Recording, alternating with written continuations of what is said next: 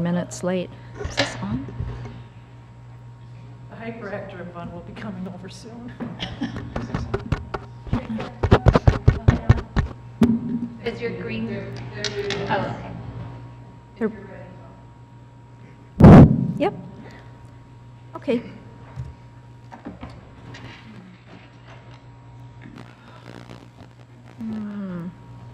Okay, so we're having a work session. Work sessions are an opportunity for board members to discuss issues informally with staff and invited guests. The board encourages members of the public to attend work sessions and listen to the discussion, but there is generally no opportunity for public comment. Members of the public wishing to address the board are welcome to do so during the board's regularly scheduled meetings. And tonight, we are having a presentation and discussing mainline facilities project. And you are? I'm Ted McLean, the interim public works director. Okay, everybody knows Mike Summers. Summers. Alejandro Banky. Do we each get one of these? These are more kind of just share. We have individual. Mark Will is going to be Yeah, checking he's- later. Yeah. Oh, I can Hard to check it. Big print is really good. Thanks. Yeah.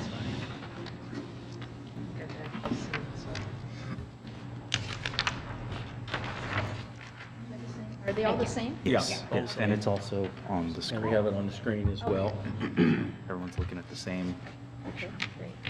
So today we wanted to talk about our findings from our quest to find a new facility or a new location for our facility for our Public Works Department.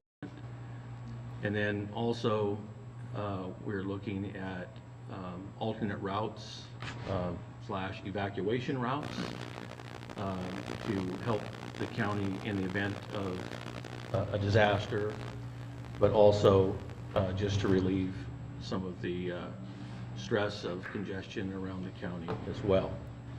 And so back in 2016, I think it was, we brought before the board some ideas for alternate routes, and you can see them on the map. The portion of the pipeline route, which is an existing county road that on each side of it is, it does go from Astoria to Swenson. This in the orange. So Alejandro, would you do that one more time, please? Oh, yeah. Sure. Yeah, so here it starts at the fairgrounds, Uh-huh. this section. And it goes all the way to Swenson, but the routes that we're looking at, when we looked at these routes, we were trying to set some criteria of, for one, not picking a route that wouldn't impact people as much or their homes. And then two, trying to get around water and wetlands and bridges. So that route in specific, the pipeline route, it's where the pipeline main line for the city of Astoria, and then also the gas pipeline runs through there. I'm sorry. So when you say gas, do you mean natural gas? Natural gas, yeah. Okay. So we have an existing road there called the pipeline. And so we're trying to find, we have found ways to get down to Highway 30 and make a route that can come out at Highway 202. There's a few places where we could access Highway 202. The route that we're looking at is to bring something down close to the fairgrounds on Waleski Loop.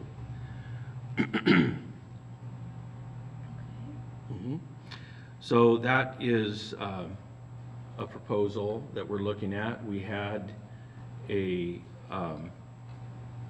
geotech survey the property or the route to check for landslides and to see the feasibility of actually putting a route through there that could be a county road. And so we've had that done already. And so then from that point, we went and looked at the route on the other side of the rivers that you'll see from Warrenton to Seaside, a route that could help the coastal communities be able to evacuate from a disaster or relieve pressure, another route so that people can access from a different direction, an alternate route. So we looked at the main line, which is a Crown main line. It's been there for 75 years or more. And it's a pretty straight route, and it's sitting up on top of a ridge. And so in the event of a disaster, it might be able to withstand a seismic event. So is Mainline on this map? Yeah. Right there. That's a Wilson Park main. Ah, There's two owners to that main line, which we can talk about later. One is Jim Nykus owns a piece of that main line, and then but the most of it is owned by Greenwood or Lewis and Clark Timber. And so we looked at those 2 points as our routes that we felt were viable routes to get traffic around. So the other thing that we were looking at is important to us is to move our facility out of the inundation zone. And you can see on the map where it's at in the city of Astoria. And so logistically, we wanted to move our facility so that we could better serve the residences of the coastal communities in South County. And so by moving over to Warrenton, we find a better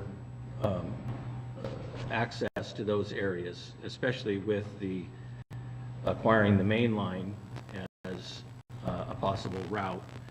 could you, I was looking down when you showed from where to where. So that's the sorting yard, which was a Crown sorting yard where they sorted logs, and it's been there for, again, probably 75 years or so. And it's an existing industrial site. So But when you said moving it from Astoria to Warrenton, did I That hear black something dot. that's, yeah, That's Our where it's current, at now. current location. Yeah, that little thing. All right, thank you. You're gonna have to tell us everything, okay, several times. Yeah, maybe. that's okay.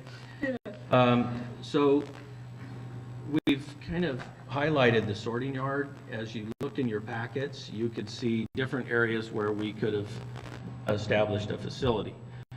We had the pros and cons of those areas, which could be the co-location with ODOT or in the business park. That could be possibilities.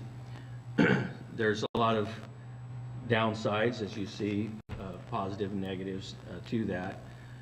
The biggest thing that we don't want to do logistically for our road department is to put all our equipment in one spot. So, for instance, co-locating with ODOT puts their equipment and ours all in one unit.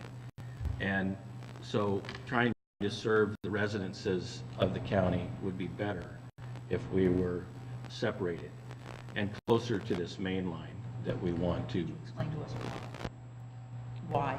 Well, it's partially for logistics. So if you want to maintain county roads, it's better to be closer to county roads. In co-locating with ODOT, we'd be basically right next to the highway. And there's still roads on that side of the county that we have to reach.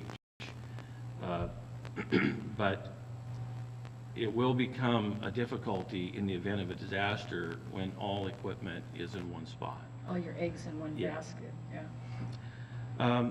looking at this logistically as well is we have two satellite or substations. In Swenson, we don't have those located on here, but in Swenson, we have a facility, and in Jewel.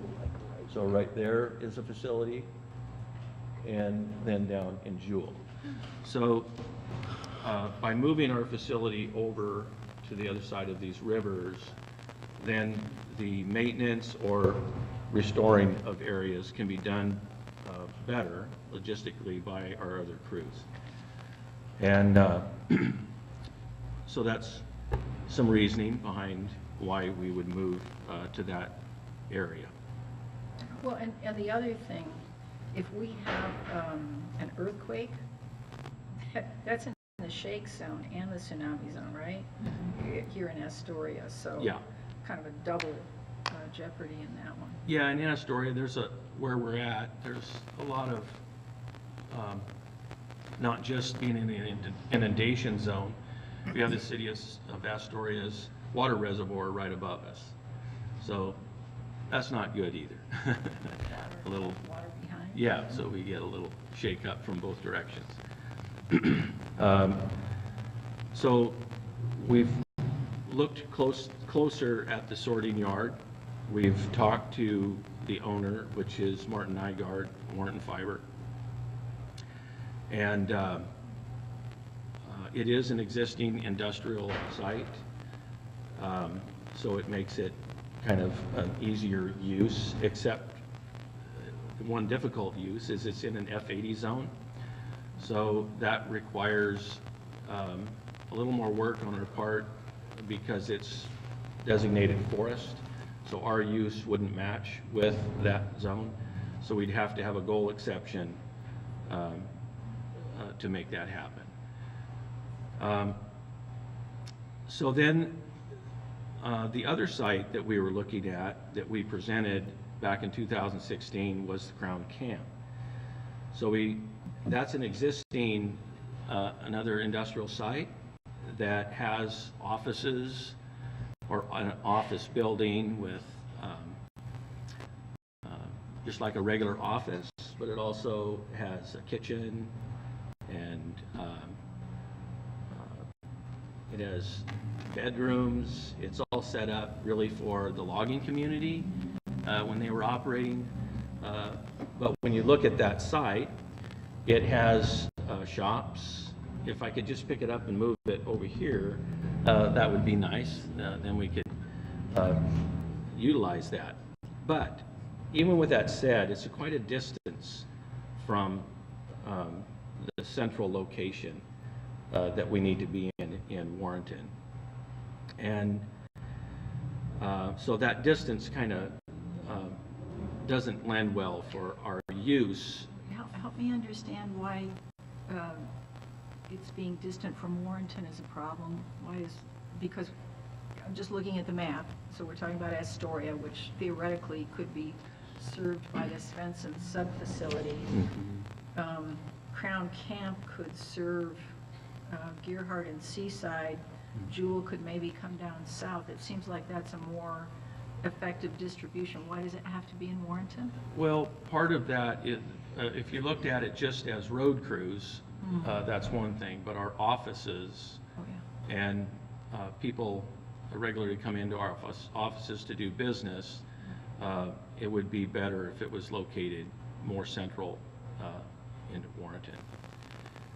That's quite a distance. It's out 10 Believe me, I know. miles. 10, 11 miles. You're talking Yeah. my language now. I drive that. Yeah. So I understand you, and you want to keep the people and the equipment together, and that totally makes sense to me. And I understand that the bulk of the population is up here, just eager to have, as you pointed out in your wonderful analysis, the dispersion of the resources. It's that balancing point between the concentration for efficiency and the dispersion for effectiveness, I would guess. Mm-hmm. Yeah. So logistically, it's better for us, more efficient to have our facilities in this particular facility in that location. And you're talking about the sort yard. Yeah. But the Crown yard is still a very interesting piece of property that we feel like the county should have. Partially because of, if there was a disaster, it could be a central locate or a place for gathering of people, setting up our materials and supplies, storing of all these types of things that will come roaring in. And so for a public works facility, it would work for us just for storing materials and supplies for regular road work. But it could also lend itself to an emergency operation also for our facility and others that want, that feel that that's the proper place to have So we're an using, emergency operation. using foresight to plan ahead so that we, because everybody knows it's more expensive to have that response capacity, because you have it, but you don't need it until you need it, and then you really want it there already. So the balancing, again, of the cost of having it there when you're not immediately needing it, but having it there when you do need it so that we're all prepared better. And I know Mark Morgan's at Greenwood was also, he's on the Cannon Beach Fire Board now, but he's been a firefighter for years, so he thinks in terms of community, and he's been eager to support all kinds of preparedness activities. Well, that's an interesting smell. All kinds. See, learn something new every day. So he's been eager to support community endeavors, and so how to have the techies always call essential redundancy, and so that. Yeah, hip pocket programming. Well, they were the first ones that I ever heard say it, and it just made sense to me. So I know it's a little more expensive, but in terms of really long-term security, I loved your analysis, and I love your maps. So it's still a site that we would use regularly, and other departments may use it regularly. For instance, the Sheriff's Department talked about having a possible gun range there for their employees. That's a possibility. Where's their gun range now? I'm not sure. Camp Raylia, Yeah, there's a lot of other law enforcement agencies. yeah, So these facilities are not being used currently? no. How long has it been since they've been used? The last use of the sorting yard was with Westerland Logging, so that was, what, Yeah, something was like it? that. Yeah. Whenever they moved their debarker from there Yeah. to Pier 3. So, but this last time the sort yard was in the 70s? No, it was 5 or 6 years ago when Westerland Logging was doing the bark stripping there, and then they moved it to down to Pier 1. Crown Zellerbeck had it though in the 70s, using it regularly. But there must be other sorting yards in the whole county. There must be. The one at the port. The one at the port, Yeah. that's Right, it, yeah. right. And are they interested in selling the, Yes. Yeah, how interested? yeah. Interested? How much? Well, Very. that's, They like to get rid of it, or? yeah, they want to sell it. So,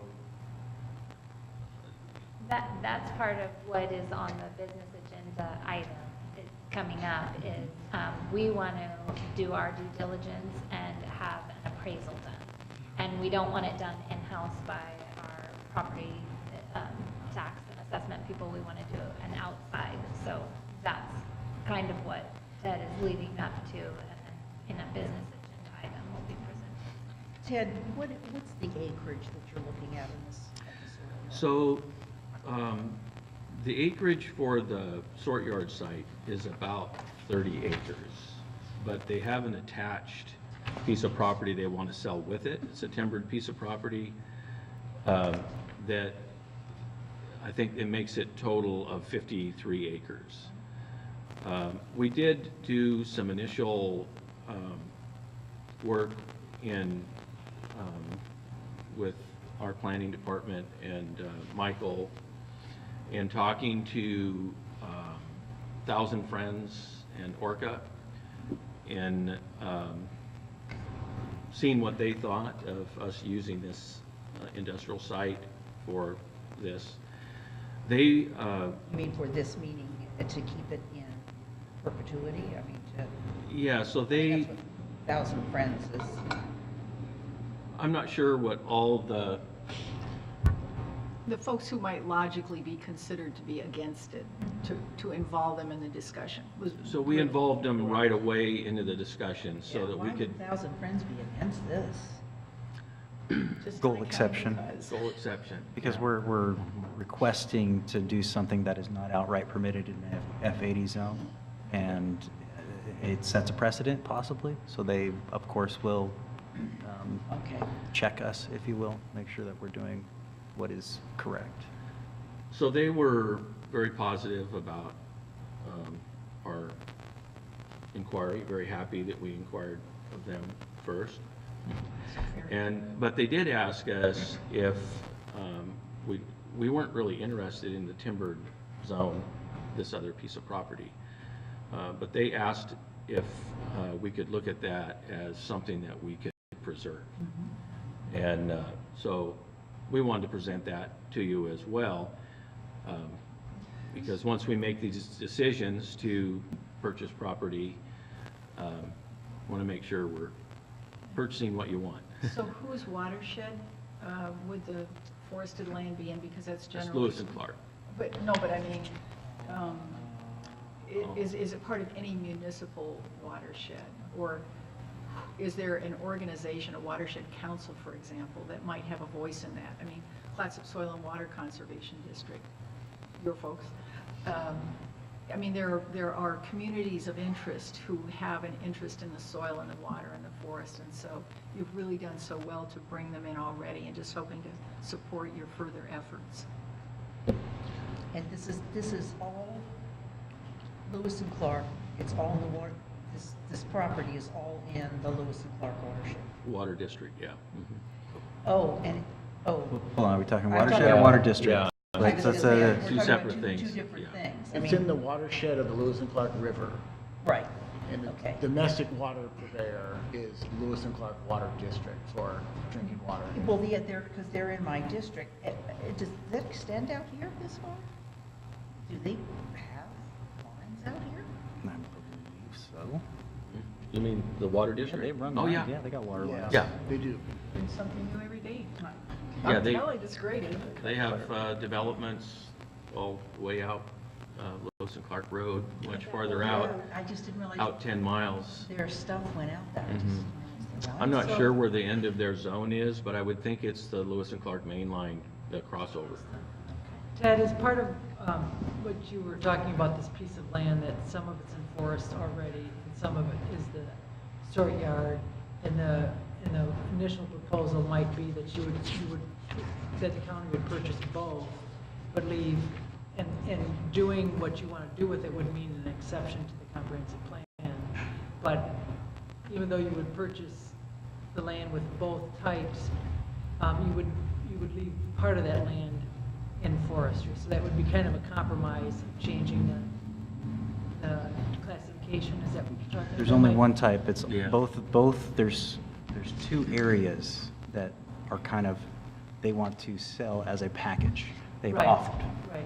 We're only interested in one lot, Right. which is 37. So the additional 20 is not necessarily part of our Right, process understand. right now. Yeah. That's the yeah. Thousand But- Friends of Oregon asked about. Yes, they were interested. We're only like a mile from Fort Clatsop, and so they were interested in like what was going to happen with the timber. Are we going to cut it down, or what kind of conservation easement are we going to have, and things of that nature. So we talked about it internally and decided a lot more that it'd be more prudent for us to focus on just the sort yard itself as opposed to gaining more acreage. What we didn't, if we had a plan or we knew what we were going to do with it, maybe, but I'm just thinking about when it comes time to ask for the exemption, that maybe that would sweeten the pot a little bit of saying, we are asking for this exemption, but we are doing this.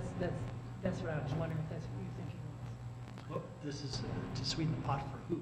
For Thousand Friends of Oregon? No, for asking for an exemption to the comprehensive plan. For getting the goal exception. Yeah. The goal exception is a major issue. Yeah, We whereas, don't think that we can do that as is, and but we may This not is be a- able to get the property without taking both parcels. really. I don't know, I'm not part of that. That's what I was trying to understand. So as far as the goal exception, do you think that just getting the 37 acres and requesting a goal exception would be approved simply because of the resiliency piece? Public interest. Yeah, I'm not sure. I'd have to, Probably. I'm looking over at Gail for these They planning. can't hear very well over there, so Well, speak, can I speak better. weigh in into on our- that Yeah. issue? I've done a few goal exceptions for this, for municipal acquisition, and I had no trouble getting them through. Can you scoot the microphone? Oh, I'm closer sorry. to you? Sorry. I think you can grip it out of there. Got a DJ yet? There you go. Just don't drop my mic drop. Can you hear me now? Oh, yeah. God. Yeah, I've done a few goal exceptions for municipal use, and I didn't have any trouble getting them through. I mean, because, you know, Yeah. especially because it's not that we're building a football stadium here. We're trying to preserve the resources of the county and save lives. I just can't imagine that would be an issue at all. I agree. I wonder, since we're doing this way, I wonder if we could buy it and then Lease it or sell it to somebody else for parkland purposes, and the Rec Lands Committee might have something to say about that. I mean, I don't know, I'm just, since all options are on the table now and we're considering everything, I mean, additional parkland is a wonderful investment in the future. So if we could keep people safer and have more rec lands and somebody else helps us pay for that, that would seem to be a more prudent course of action. I think, If I could just comment, Yep. and correct me if I'm wrong on this, but these would be state highway funds, and you wouldn't be able to do that with state highway funds. We would be purchasing this, using the state highway funds because we'll be constructing our facility out there. So if we were to buy additional property and then donate it, you wouldn't be able to use state highway funds to do that, because there's specific purposes for theirs. Didn't say donate, I said sell. Oh, Yeah. well, yeah, if you were to sell it, yeah, but Well, that's what I'm talking about. Yeah, so we could investigate more of those uses and options. Right now, we want to move forward on having these appraisals done. I And, think we got a pretty big lift already, and focus on what is the essential part of what we need to do first would be my recommendation.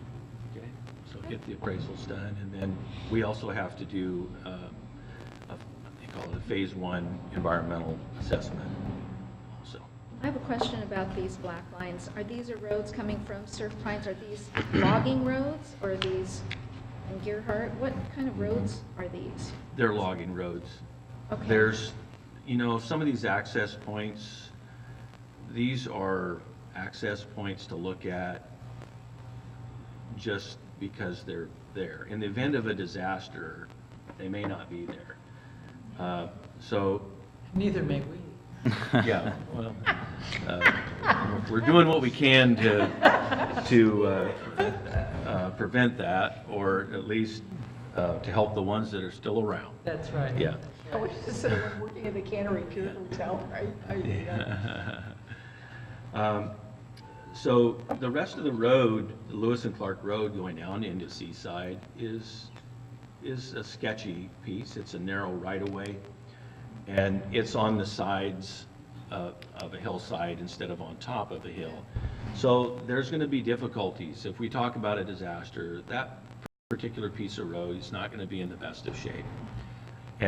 But at least it gives us an access point where we can actually get down to there in the event of a disaster, and in several places. And they'll have heavy equipment. Yeah. And perhaps these areas, if this comes to pass, perhaps these areas would buy in some of these roads. Mhm. and improve them so that they could have better access to get Yes. up there and you could get down. Mhm. You can see the one up here at the sorting yard. It's called the Fletcher Main Line. In the event of something serious happen, that would be a definite target to get down to Highway 101, just depending on what took place. It is a short jaunt across there. It's not a really lengthy piece. But those are all hypothetical things that, at least by having this route, it will help us to get around. Now, recently, the last couple of months, we've been working with ODOT on how they describe seismic lifeline routes. And that would work very well into our program of the seismic lifeline route. Their intention is to try to find routes to get around bridges that cost a lot of money to retrofit, seismic retrofit. And so this is what we're promoting as our possibility to help get around some bridges and to focus attention on bridges that are in this lifeline route to seismic retrofit them. And it's the same with the route on the east side of Astoria, from Highway 202 to Swenson. Getting across that route, you know, if there was a shake or a disaster, you know, you've got a huge water main line, you've got a gas main, so there's going to be some efforts if something was damaged then to get across the main line.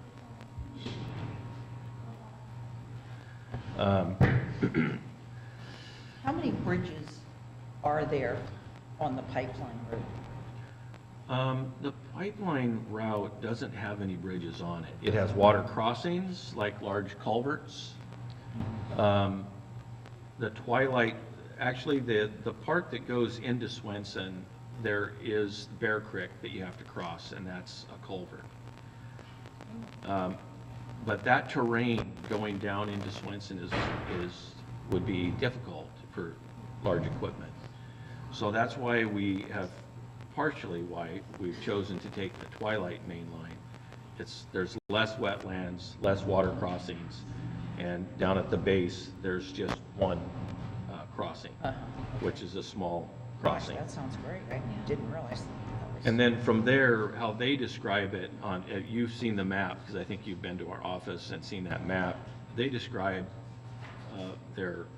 we're describing our route as missing the Mary's Creek and Bear Creek bridges, which are lengthy bridges, and then taking them around Old Highway 30, around small bridges that can be seismically retrofitted.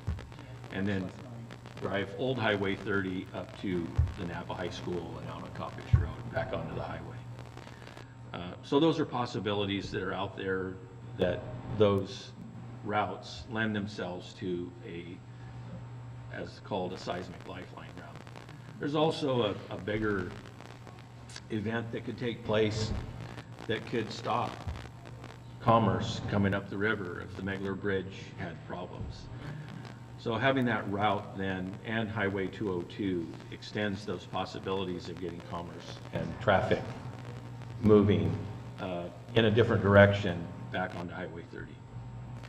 Ed, when we first talked about this, I was imagining a single lifeline route, but are you also saying that in preparing for resiliency, there may be more than one? We're just looking where the best places are for possible lifeline routes? Are you talking about one? Do you know what I'm saying? You know, we're really, when you look at the terrain, you're only looking at a small area of possibility. The main line is the best possibility.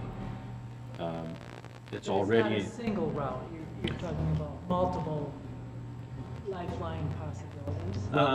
ODOT has 3 designated priority rankings, and Highway 30 is a number 1, Tier 1. 101 is a Tier 2, and I believe 26 was a tier 3. So What does that mean? it means that tier 1 is their priority, that Highway 30 is going to be where we need to have accessibility from Portland area to bring equipment and resources out. They're putting 30 over 26? Uh-huh. There's a map in your packet, I believe, the Besides that, last it's gonna be one. easier. I mean, just think about the That shows them. train, yeah, because Less Well, yeah. slides, less. Well, my issue on Route 30, though, is that it's the water. I mean, water will see it. We hope. after a while, I hope I'm not on it when that happens. No, we all. So they have those different levels of priorities, and then and internally in the county, what do you, is this different than what they're, it sounds like this is an addition to that. The state highway, ODOT is focusing only on state highways, so we're doing our own internal study, to say the least, of for what would the county need for this county-owned infrastructure. And 202 is not being talked about as any kind of a priority. Not by the state. Not right now. Well, and the other thing is that Highway 6 is the next, what is it? Is that a 2 or a 3? I think it's a 3. All I'm saying is, for everybody between 26 and 6, you're kind of on your own. Yeah. All right? So buy a kayak. You know what I mean? Yeah. It's a good option. I know somebody who drives around with a kayak on top of her car just to make There sure. you go. I love it. Yeah. Could we ask a question of one of the staff people who's in the audience? Use the microphone so they can hear Yes, you. of course. That's Miguel. I have a question for our emergency management director. A couple of years ago, the commission approved a contract with one of the FEMA subcontractors who could create a village, right? Were there possible sites in the county identified at that time? Not at that time, but last year, 2 years ago, we got a Homeland Security grant to develop a mass care assessment. And within that plan, we asked all of the jurisdictions to identify where, if they didn't have sheltering space, where an open area where they would be able to put mobile sheltering would be. And so, not within the contract, but the projects overlap. And so we are working on assessment. We're actually just coming to the one version and finishing the final draft. So not with the contracts, but with another project, we have identified locations throughout the county where the cities and the fire districts have identified they have room to put mass care. Wow. How many do you anticipate there would be all over the county? Well, every district identified their own. One of the variables that went into that planning was where it would be an island community within your own district. So, for example, G. Holtheiser and Napas-Winston Burnside, his district is split up into three areas after an event. So he, for example, had to identify 3 areas. And so it varies. But like all of these conversations, we understand that that's only a tentative location and that anything can change after the event. Certainly, the more further you get inland and the less, the less treacherous the terrain, the more that tends to even out. Because was there ever any consideration of trying to get one really, I mean, because if somebody's going to come in here and build that village, it's going to be accessed by helicopter, unless we were on high enough ground. So I just wondered if there wasn't some way that we could marry what we're doing here with the possibility of creating a very large site that could be created. Have you all thought about that, or? We've thought those thoughts. We're still in this process of looking at properties that we think would be very strategic to the county. And of course, we'll be working closely with our emergency management to make those types of plans. I would add that when you're starting to look at planning for sites around emergency management. There are some best practices about what you put by other things, and in no world is it recommended to put an evacuation shelter by your operations center. So if we had a pretty small area, you don't want your evacuees in the same area that you have people delivering supplies by helicopter, your points of distribution. And so if you want to start looking at multi-uses outside the operational piece, you've got to start looking at bigger pieces of property where you can start to separate those things. Ditto an emergency operations center. Those are things that you Okay. start putting, separating. And you can think of, without me explaining, all the good reasons why you don't want your mega community shelter by the operations. Because, I think I get it, but I'm not sure. because why? Because there's going to be fuel there, there's going to be noise. There needs for it to be a secure scene in those ways. Mass care is all of your medical people, your health and shelter and whatnot. You've got completely different support functions running in the same area. You have security issues around a shelter. There are different security issues around your equipment. An emergency operations center, for example, is a place where your media partners and your elected officials gather. There's a good reason to not have it next to your shelter. And so these are all best practices that have emerged from disaster environments where they've learned, oh yeah, probably putting this next to that is not recommended. Well, in some instances, if you're having all of your essential things provided, food, water, and those sorts of things, and it's right next to where all the people, you could potentially have mass chaos because, everyone's going to be fending for themselves, wanting to get their piece of the pie and trying to manage that. Thank you. So this piece of property at Crown Camp is a possible helpful use for something like that. And it would be obviously away from our operations, but we would use it. We would use it as a road department yearly for our needs as far as stockpiling materials and supplies.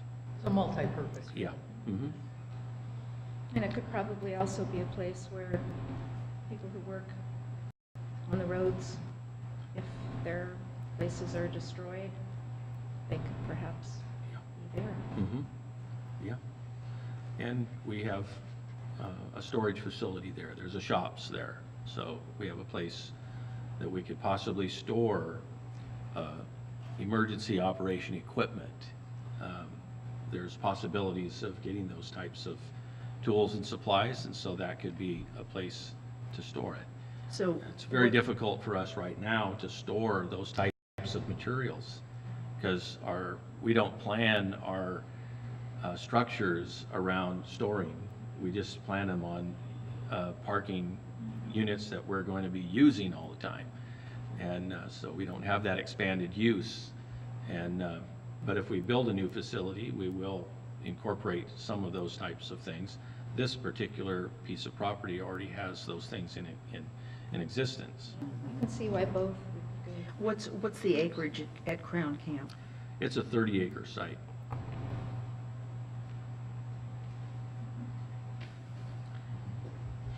Are there more questions or anything more that you wanted to share? I think we've looked at what we're proposing to do. We'd like to move ahead and get our appraisals of the properties and the main lines as well, and see where we go from there. I like the idea of the separation of functions.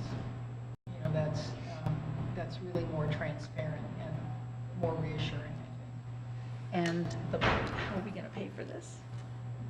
Well, that's part of the roads funds has been building up a contingency in plans for this. This has been part of the strategic plan. I know when you look back at the 2012 plan, it's part of that. And so they have been building up reserves to plan for this. So that's a part of it. And then Would they there are, would those funds cover the land acquisition or just the road building? The funds would cover that land acquisition and the design of a new facility, as well as And how about the road itself between these two facilities?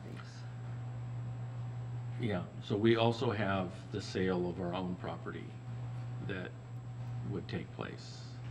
And Is part of the, as the funds that we would use to and you purchase feel it. you have a good handle on the value of that land? We don't yet, that's what we're gonna get Is these that gonna be part appraisals of the over. appraisal? Yeah, And then if possible, where there might be grant opportunities would be something in regards to the road as an alternative route, if there might be grant opportunities available there. I just want to say, appreciate how much work everybody in the department has done on this, and I'm sure emergency management also, and property. I'm sure it's a whole Team thing. team. whole team, yeah. Good job, guys, really, really good job. Nice analysis, gave me goosebumps to see all that data, it was just marvelous. Thank you. Let's find the money, let's get this done. All right. So we need to move this people there. Sure. Yes, we are fin, oh, yes. Work session is adjourned.